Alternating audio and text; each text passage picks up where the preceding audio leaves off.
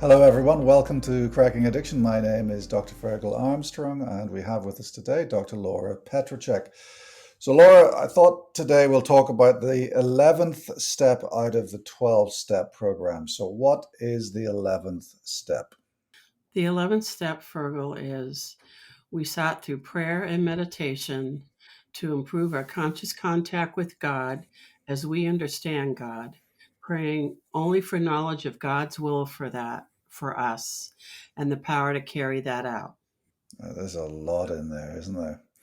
Now, just for the sake of context, we've been on a journey. So, at step 9, we made amends.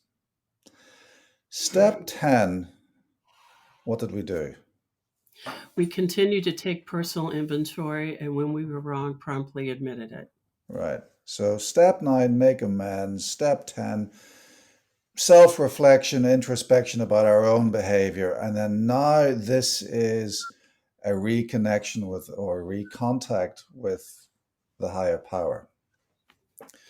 Well, I wouldn't So, necessarily say a recontact. The higher power is a thread that is woven throughout the 12 steps, hmm, and it never is a foundation. It's never, yeah. yeah. But nonetheless, it is specifically mentioned in this step. It is not specifically mentioned in all the steps, is it? No, it's not. Yeah. This is like a All laser right. focus. Sorry? It's a laser focus. It's Yeah, specifically, yeah, yeah. absolutely. And so it seems to me as if really, when we think about a personal journey of recovery, you get to the stage where really you're going to have to be doing this almost in conjunction with step 10 for, every day on a daily basis, wouldn't you? It's not something you can just, do and forget, move on. No, it's really more not necessarily in conjunction with step 10, but integrated into your daily recovery practice. So they Yeah. recommend starting each day with a prayer or meditation or some type of connection with a power greater than yourself.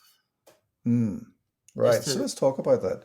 What can people do? What do people do, to actually manifest this step? well, like for example, myself, there's two meditation books I read. One is Each Day a New Beginning, which is not necessarily based on the 12 step, but it's a meditation book. And another one is Codependent No More, looking more at codependency. But people have different meditation books. Some people just read right out of the big book or 12 steps.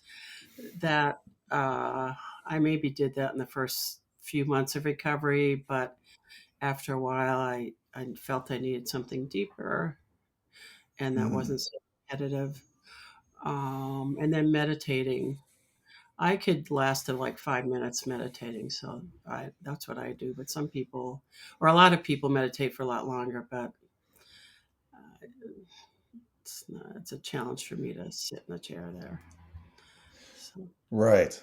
Because it does say sought through prayer and meditation. I mean, those are the first words of this step. Do you, if you can't meditate, do you pray? If you can't pray, if you're, what I'm interested into how this looks on a daily basis. mm.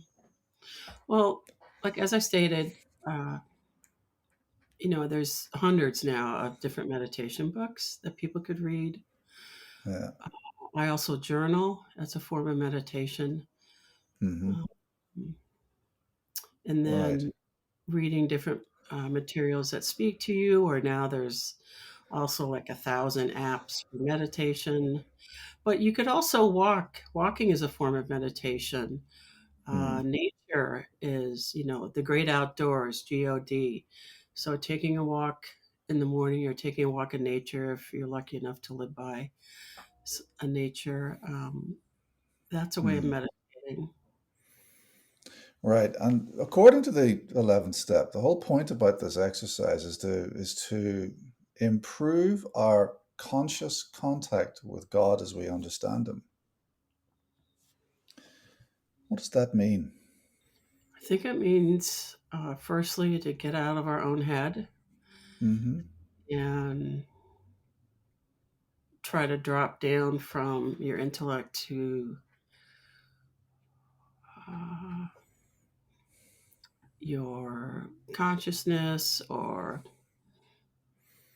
um, unconscious, as it were, Hmm. uh, getting quiet, just turning off the noise in your mind and trying Mm. to focus instead on what's going on in your gut and in your heart.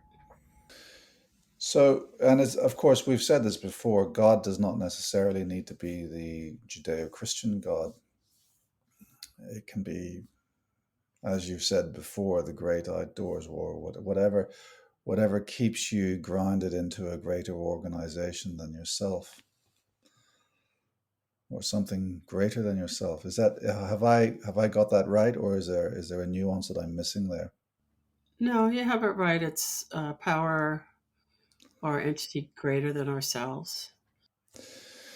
So, moving on. So, praying only for knowledge of His will for us. That's that's very, very Judeo-Christian. It is Judeo Christian. I mean, the whole program is based on Judeo Christian by the men who founded it in the 30s. So Mm, there's no escaping that. That's the uh, base, that's the grounding. But it has since evolved in terms of people in recovery, finding other ways that a higher power speaks to them. Because for a lot of people, they walk in the rooms and they see these steps in the wall and they turn right back around and walk out mm, because God mentioned so many times and it turns people off, especially if they've had a negative experience in church, which unfortunately a lot of people have. Um, but one thing that kind of jumps out to me with this particular phrase is praying only for knowledge for God's will for us. So, a lot of people, when they're active in their addiction or alcoholism, such as I was, we really used only God as like let's say, a soldier in a foxhole. Like, just please get me out of this alive, and I'll never do mm. this. And so, those were the type of prayers. Um, I remember I just got in this horrible accident and situation, and I was like, okay, just please get me out of this and don't get me get. I don't want to be arrested, and I'll never drink or do drugs again. And I think it was 3 hours later, I met up with friends, and they were like, "Oh my God, you're all over the news." And I said, "Okay, just give me a drink." So, there's a lot of prayers that happen in the foxhole for people still Mm. actively and using. But this prayer, or this focus, is more, what is my higher power's will for me? Because even after we get clean and sober, or even for, I think, people in general, it's like saying prayers for me, help me win the lottery, uh, Mm. help me, I want to win this prize. We don't focus on our higher power's will for us. We focus on what's our will that we want the higher power to grant us. So Yes, yeah, it's yeah. really a different focus. And it's Mm. hard because we usually have our little Christmas list of what we want from our higher power and not um, what our higher power's will is for us. So I suppose really it's a difference between, please can I win the lottery, to please can I have guidance as to how I should live my life. Yeah. Or some simple ways that I've learned through the years is, how can I be of service today? Mm. Um, who do you want me to talk to? Who do you want me to see? How would you like me to be? Some kind of simple guiding prayers like that instead of me, me, me, me, me, me, me. Right. Yeah. Yeah. So I mean, I've heard it said elsewhere that really it's the difference between hedonism and or pleasure and contentment, whereas pleasure is we're talking all about taking, whereas contentment is all about giving, and to actually be able to give to the world is a great reason for existence, and actually provides a much more foundational contentment that allows us to survive in the world. So I suppose it aligns with this idea of becoming a giver in society rather than a taker. Hmm. Yeah, how to give So back, being of yeah, service. yeah. And the final phrase, the power to carry that out. Talk to me. What does that mean? The power, the strength, the willingness, the fortitude, the um, willingness, uh, wanting to. So it Mm, depends. For some people, it's more a matter of willingness and getting over what we want, mm, uh, getting over that hump. But for other people, it's more,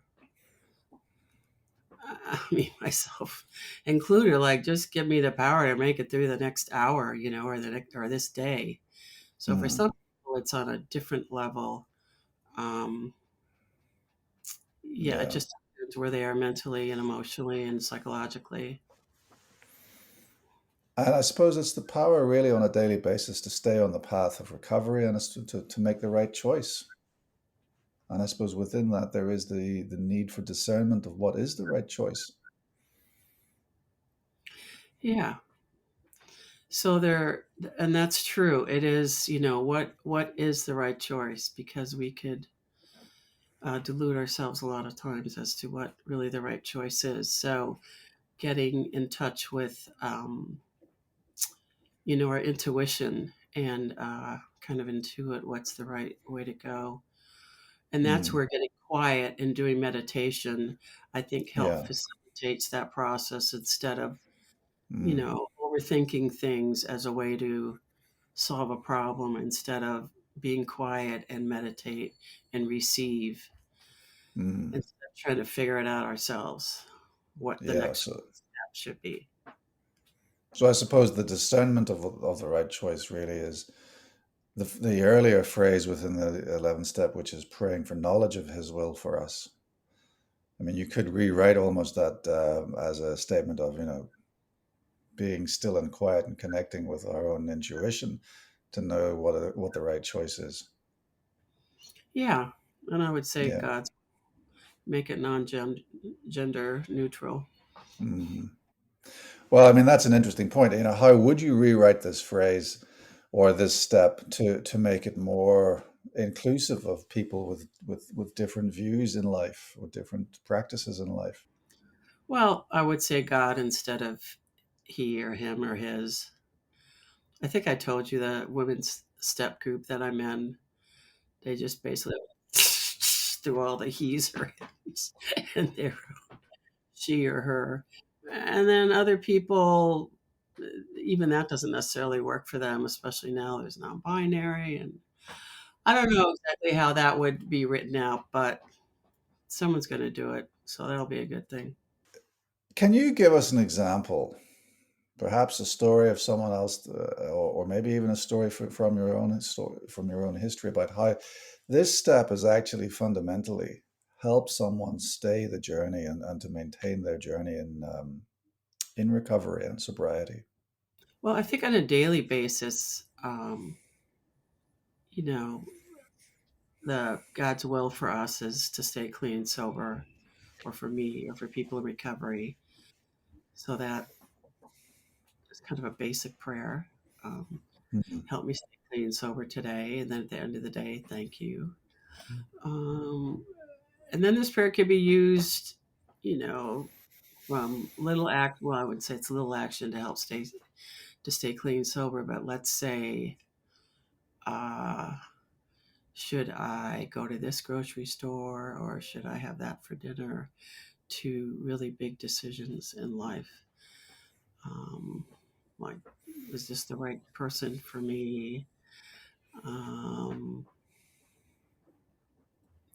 am I supposed to have a child? Am I supposed to move? Should I take this job? Those are harder things to really get a read on, I think, because, God doesn't really, it's a one way street, I mean, for the most part. So Hmm. it's a tough one to untangle. What's the right way to go? So what are the practical tips that you can offer in terms of actually having to do this daily process? I mean, how do you actually incorporate it into your life? Well, as I stated in the beginning, reading different meditation books, Hmm. journaling, doing the Do 5 you minute. do you make a specific time of the day to think about or meditate on these issues? As soon as I wake up. If I Yeah, don't do it as soon as after I wake up, it's foregone. It's not happening. Sometimes right. I'll journal at night, late at night, but otherwise the meditation and reading the meditative books, if it doesn't happen Hmm. in the moment, it's not going to happen. Yeah, and that's when most people do it. There's a lot of belief in the 12-step programs, and in particular, there's a lot of belief in this 11th step. Skepticism. To what extent does being a skeptic impede engagement with this step and impede, for instance, recovery? It impedes recovery in that you're being defiant, or it can be seen as an act of defiance and closing the door, being willful. And so all those behavior, well, a lot of those behaviors are similar to when we're drinking and doing drugs. And then we have that, if we bring that attitude, which we do when we first come in, I think, um, it, it just makes things harder, I think. I mean, for some people, there's um, AA meetings for agnostics or atheists. Hmm. So this step wouldn't apply. They wouldn't use this step at all. Um, Hmm. and So if they wouldn't use this step, what would they do for an 11th step? um, so they rewrite it in a very generic, um, how should I say, just it's not focusing on God or religion. Hmm. Um, I don't know off the top of my head how they rewrote it, but I know they did though. Hmm. So and those people are doing fine. They're staying clean and sober. Hmm. Yes. Yeah. So, I mean, one of the issues that I have is meeting patients who feel that their suffering is unique and that no one else can truly understand their suffering, and therefore there's no point in actually engaging with a 12-step process or being part of a recovery community. And Mhm. that for me is a manifestation of skepticism, really, that they think they can do it on their own, and or perhaps that they are beyond redemption. And as I read the 12, this 11th step, and I'm thinking about these individuals, or one individual in particular, and I wish there was a way that I could have told this individual that really there is a better way for you to live your life, but it is all about connection with something outside yourself. But that individual was far too skeptic about his chances of recovery and their need for social connection, or let alone connection with anything other than the immediate physical world. I think one of the first premises of being a therapist is meet the client where they're at Mm, and join them. So validating how he feels and that maybe this program isn't for him. And, I hear that you feel like that your background is unique and you have been through a lot of pain and heartache that other people haven't experienced. Um, And so joining them in that regard and really being empathetic to their pain and suffering. And then maybe after that, I would, not necessarily in that session, but subsequent sessions, explore other ways. So maybe, connection, that's key, as you Mm. stated, Yeah. for recovery. Does it have to be the 12 steps? No. There's Mm. many ways that people can make connection. And, I mean, I have a client, that's going to sound kind of funny, but, um, or maybe not. Anyway, she just, the steps just weren't for her. We tried different meetings and anyway, but she started playing pickleball and then she just fell in love with that. And she has a whole group there and she looks forward to seeing them every day. And that's working for her. She's making connection. And again, I think that's the bottom line with recovery is making connection, because when we're taking a drink or a drug, we're blocking off connecting with people. And connection is really the bottom line in terms of recovery, connecting with other people. Mm. And she's sober and she seems happy. So Hmm. go Why pickleball. not? I don't know. So, So, to um, what extent, we're talking about connection, but throughout the 12 steps, there is the role of the sponsor. To what extent is the connection with the sponsor important for this step? mm. Well, I think it's important to, especially, like I stated, a lot of people are skeptical about religion or, just not really down for it. So a sponsor could help them. They could reframe it for them, or a sponsor a lot of time will say, "Well, this is what worked for me. I'm not going to tell Mm. you what worked for you, but this is what worked for me, and this is Mm. how I work the step." And so a lot of times that helps sponsees because most people who have alcohol or substance use disorder, the last thing they want is someone to tell them what to do. But if you focus on yourself as a sponsor, like this is what worked for me, sponsees are more apt to hear it and then take your direction. All right. So, one final message of hope. What would you say about the 11th step? I totally forgot to bring or to mention the 11 step prayer, which is St. Francis of Assisi.